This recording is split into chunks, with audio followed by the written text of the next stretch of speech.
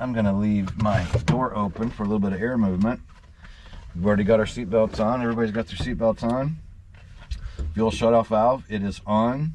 Collective friction off. Check the controls. So off there, off there. Make a nice big round. Make sure everything's free. Same thing with the pedals. Same thing with the collective. Back down. Lock the collective. Lock the cyclic. Push carb heat down and back to the checklist. Throttle. Yep. Full travel. Yep. Collective full down. Everything locked. Yep. Pedals neutral. Rotor brake disengaged. Yep. Circuit breakers. Take a quick look. Make sure they're all in. Carb heat off. Yep. I pushed it down. Mixture full rich. Mixture guard installed. Yep. Landing light switch off. Avionics switch off. It is. Clutch disengaged. Altimeter set. Hydraulic on. Throttle twist for priming. I'm going to go 3 to add to the 1. Throttle closed. Battery and strobe switches on. So now I'm going to go ahead and turn the power on and we'll put our headsets on to continue the startup so we have the audio. Okay, back to battery on. Area clear. Clear to the right. Clear to the left. We're all good. Ignition switch, start then both. There we go. That's a little cooler now, so let's go. Starter on, alternator, avionics, clutch engaged. Now I'll go back to make sure I caught everything, and oil pressure is up in the green already, so we're going to go back and just check. Ignition, yep. Starter on light, out. The engine 50 to 60%, got it. Clutch switch engaged, yep. Blades turning less than 5 seconds, they are. Alternator switch on, yep, already turned it on. Oil pressure within 30 seconds, it is. Avionics and headsets on, we're on. Annunciator panel test, this helicopter does not have the switch. Audio alert test, don't have that. Wait for clutch light out. So now, I'm going to increase the throttle just to get up a little bit higher. Now the needles are joined, 50 to 60. And we're just going to wait for the clutch light to go out.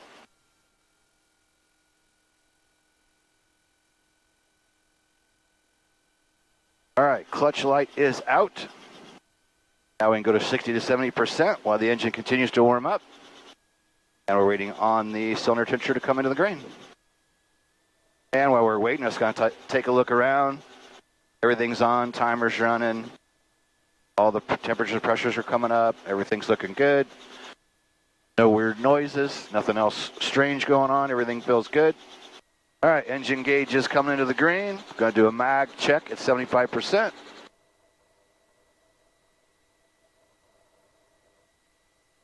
Light drop. I check the other one. And I don't do that very long, because I had a mechanic that once made a comment that a lot of pilots stay too long on the mag when they're checking the left and right. And he's like, get it over there, check your drop, and get it back. Don't dilly-dally, because you're there could be issues by leaving that too long on just one mag. No dilly-dally. Nope. All right, collective is still locked. So left hand, I'm going to pull carb heat up, and I'm going to watch for a rise on that carburetor temperature gauge. And I can see that it's going up, which is good. And this year we did have a problem with a clip that fell off, and that carburetor heat was not working. And we did catch it on a startup. So carb heat, I'm going to go most of the way back down. Clutch still engaged. So again, be very careful with these controls. I don't mind taking my hand off the collective just to move a control as long as I have it locked on the ground during startup. But once we're going to lift, hand does not come off the collective until we're in flight at altitude. I'll go up to 80, and then I'm going to do spread clutch check. So off, add right pedal, needle split. Yep, pedals back to neutral. And in the northern states, we add the right pedal, because if you don't add right pedal, the helicopter could spin on you if you're on a slick surface. Check our limit manifold pressure for the day. Using our outside air temperature. And then we got a handy little chart right here on the cyclic. All right, I'm going to put the checklist away. I'm going to release the frictions, check the hydraulic system, make sure the governor's on, and then we're going to check the warning lights and check the horn before we take off. So the checklist is going away. Hands on all the controls. And then I'm going to reach forward first I want to get down below to 80 before the governor catches it. Roll it down a little bit. I'm going to reach forward with my left hand because collective is still locked. Release that friction and put a little friction back on, just a little bit. Now my left hand goes back, collective friction off. Now my hand is not going to leave that collective again until I'm in flight. So now we're going to clear left and right again. Take a quick glance, gauges, everything's in the green, everything's looking good, timer's running, we got plenty of fuel. I'll let the governor take over. Clutch light just came on, but that's normal. We'll just keep an eye on that, make sure it goes out. Yep, I'm going to check the hydraulics. So hydraulic switch off. Make sure that I can still move it. We're good. Hydraulics back on. And I'm going to roll back throttle and raise collective till the horn comes on. Yep. Now down collective and let the governor take the throttle back up. Now after a quick glance of everything, one more check. Warning caution lights are out. RPM's top of the green. Timer's running. Still a little bit in the yellow. I'm going to pull, let's see, I'm going to lock the collective. Pull just a little bit of carb heat, then my hand right back to the collective and unlock it. And that's going to rise as soon as I pick us up to hover. And there you go. There's a pickup in the R-44 Raven 1 here at HOGS. All right, so we just showed you a video on an R-44 checklist startup. And today's video is becoming a safe and confident helicopter pilot. The startup is so important. Learning it and learning it correctly. People that follow our channel know that several months ago we had an overspeed during startup. And now, almost 3 months later, we're still waiting to get our aircraft back. So, getting out of sequence during that startup can be a problem, and that's what happened to us that day.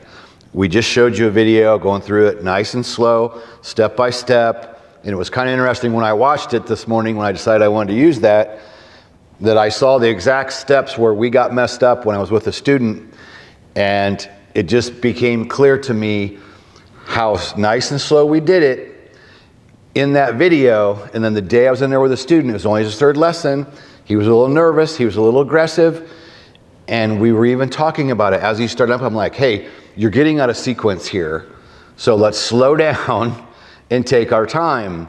And I'd even mentioned the next flight I was going to bring a knee board out he could use to help himself keep organized with that checklist.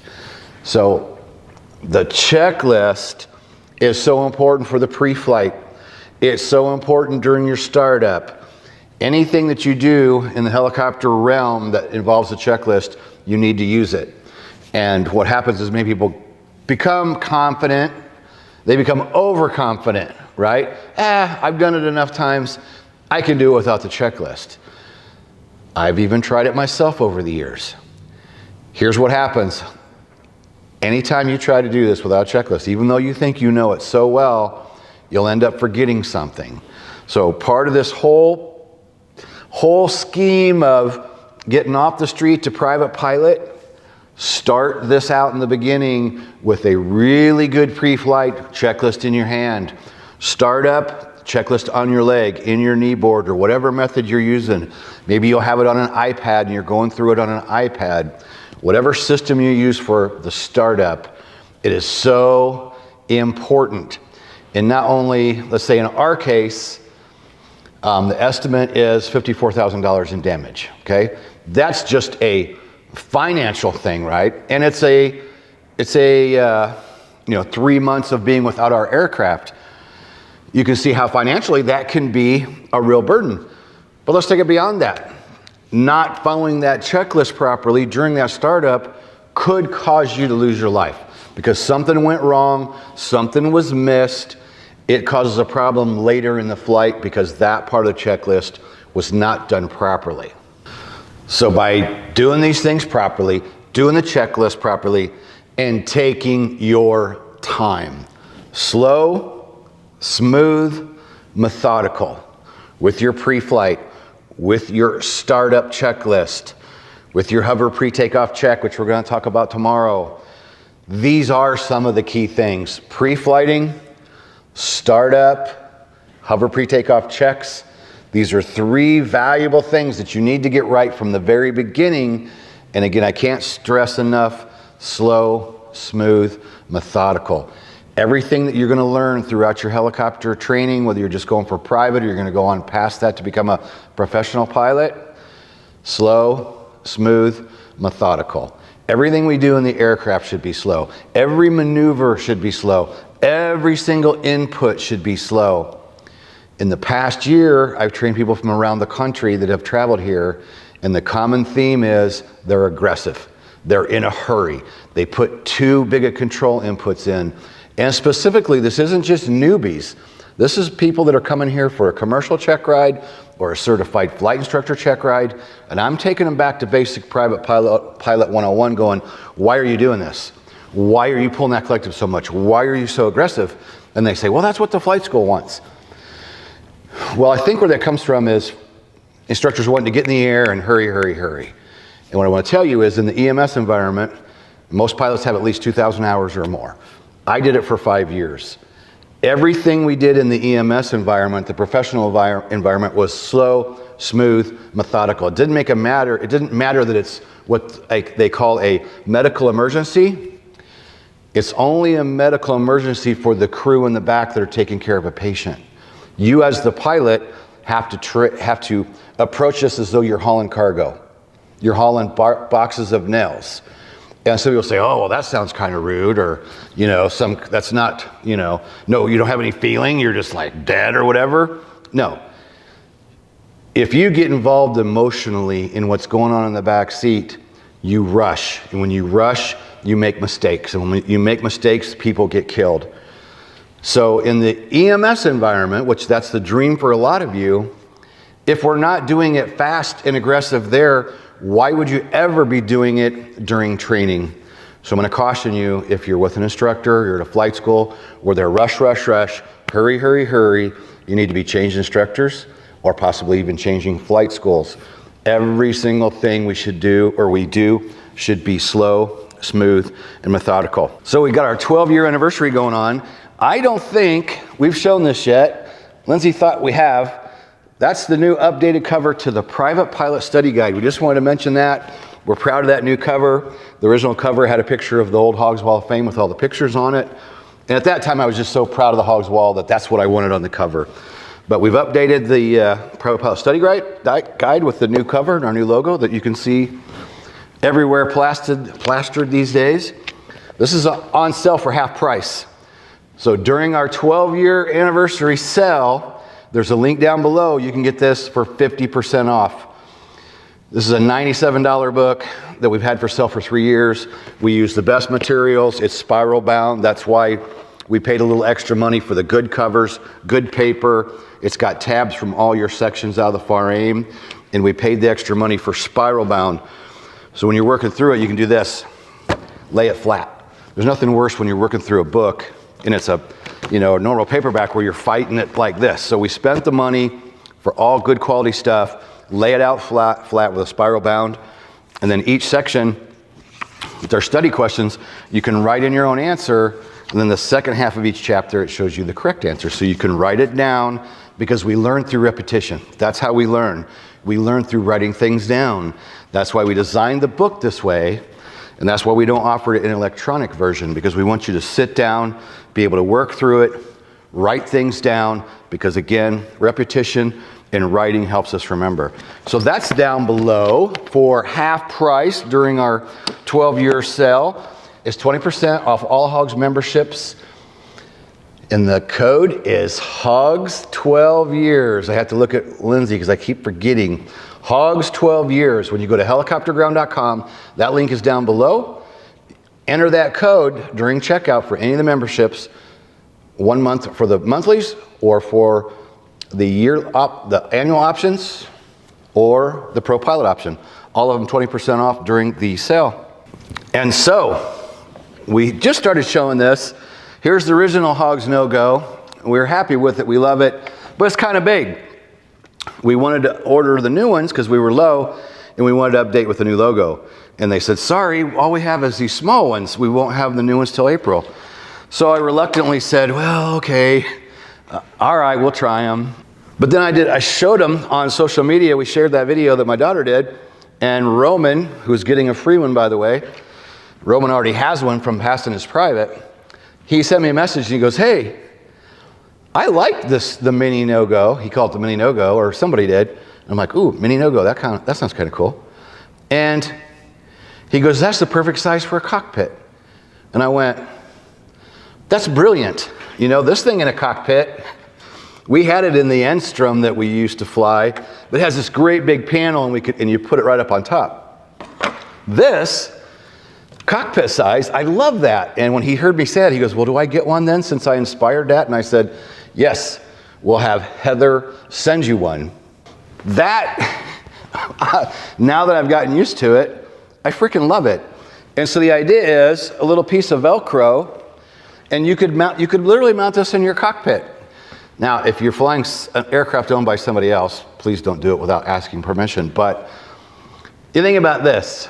We're teaching you to say no when your gut says no, the weather says no, or your gut instinct says you shouldn't go. You hit the no-go button, and it's to take away that pressure. Live to fly another day. Helicopterground.com. You want to go, you're pushing yourself, someone else is pushing you. It takes away some of that stress when you go, you know what, flight's off, I'm not going, boom, you hit the button. And I gotta tell you, I just got a call today. When I was flying EMS, I worked opposite a Vietnam era pilot who he would hit the easy button at the EMS base. There's a lot of pressure to go, right? And he'd turn the call down and he'd go, nah, I'm gonna have to decline this flight due to weather. He would hang up the phone, he'd go, That was easy. and I love that because there's so much pressure, and you don't like telling the medical crew that you're not gonna go in the hospital, because even though they say they wanna be safe, they still wanna go rescue people, and the hospital wants to make money. Unfortunately, that's how I feel about it.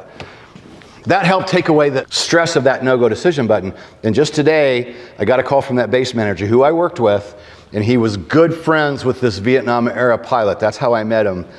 And I posted this yesterday. Last night, I did a blog post late night talking about the mini no-go, and we came up with revolutionizing the no-go decision or something. And I posted it, and so my buddy called today and said, nice job on the mini no-go. And he said, I'm really proud of you for doing that, and what a neat deal. And he's like, I shared that on like LinkedIn, and it's getting a lot of attention. And I told him how we recently had a young man who was on his solo flight cross country. He recorded it from the back, and he shows the bad weather ahead of him. And on the post on Facebook, he said, my online instructor says live to fly another day. I don't like the weather, so I turned around and went home, went back to the airport. And I said, I've put my mark on the helicopter training world. And then we had another gentleman who I just told my buddy about. We had somebody who got one of these on a private, passed his commercial, I think, and we go, well, hey, you already got the no-go. And he goes, I do, but you know what? I left it at the flight school. And he goes, the students are having fun hitting the no-go button. And so I just left it at the flight school because everybody enjoys it. And so I said, you know what? We'll send you another one you can take home and keep where you make your decisions about the no-go for weather. So I know I've already made my mark on the world. You know, my scar on the helicopter training world is the no-go button. So I know there's one kid that made the right decision, turned around because of the live to fly another day, you know, the no-go button. So we're doing our part. Okay, so a couple more things and we'll let you move on with your day because we got more videos to shoot. This is free down below. The PDF is free down below. It's available on Kindle right now for 99 cents. You can get the link below. You can also get the free PDF down below. Amazon #1 bestseller. It's for beginners. It helps guide you along the path from off the street to private pilot. It's a guide to help you answer questions that you'll have in the beginning, tips and tricks and techniques, things you should be looking for throughout your training to help you have a smooth process. And then we just did something yesterday kind of cool. We just added a new domain called hogsmerch.com because we had Lindsay the other day was like, hey, how do they get the maneuver guide? And I'm like, I don't know. The link's plastered on like 400 videos. And Heather's like, hey, somebody wants a hat. Where's the link for the hat? And somebody wants a no-go. So we went, you know what? This is ridiculous. We created hogsmerch.com so you can get the Hogs ball cap at hogsmerch.com. the little mini no-go button that I just showed you, and Lindsay's got it there in her hand. And that's where our free PDFs are.